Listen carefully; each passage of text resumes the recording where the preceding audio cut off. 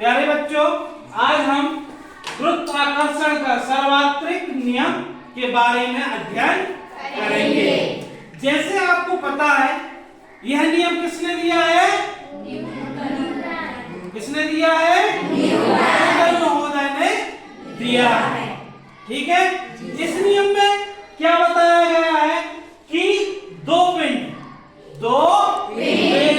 जिनका द्रव्यमान m बड़ा और m छोटा होता है और उनकी बीच की दूरी क्या होती है? d। क्या होती है? d होती है ना? अब क्या होता है? पिंड A पिंड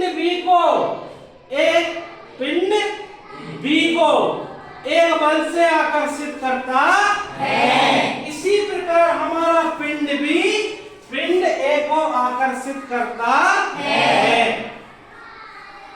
तो हम मान लेते हैं कि जैसे मान लीजिए कि m द्रव्यमान तथा छोटा m द्रव्यमान के दो पिंड A और B हैं। एक दूसरे से कितनी दूरी पर है? d दूरी पर। कितनी दूरी पर है? d दूरी पर है। माना कि दोनों पिंडों के बीच आकर्षण बल कितना लग रहा है? F आकर्षण बल कितना लग रहा है? F। कौन कौन से दो पिंडों के बीच लग रहा है? पिंड A पिंड B के मध्य लग रहा है। गुरुत्वाकर्षण के सार्वत्रिक नियम के अनुसार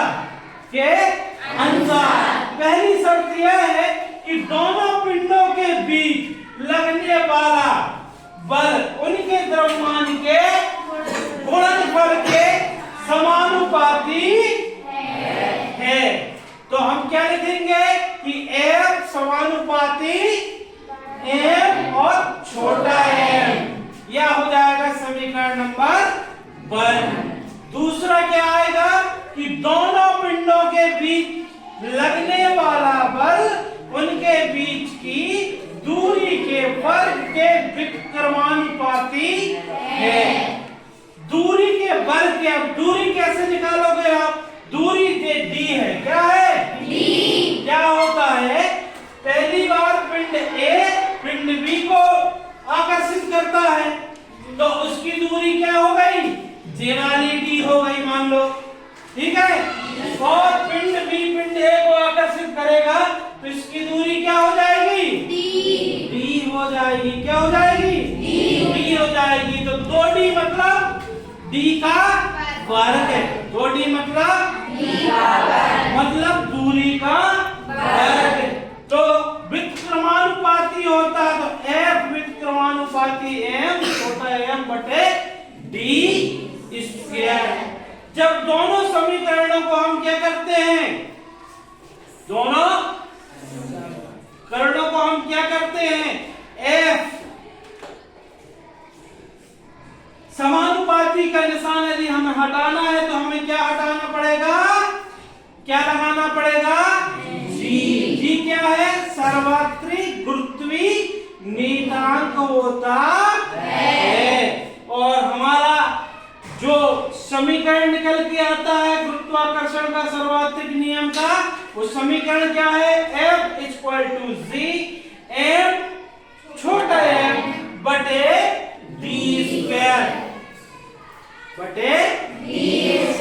अब इसको नियम को कैसे लिखेंगे कि दो पिंडों के मध्य लगने वाला आकर्षण बल उनके द्रव्यमान के समानुपाती और उनकी बीच की दूरी के व्युत्क्रमानुपाती होता है। जो नियम है इसको आप इस प्रकार लिखेंगे।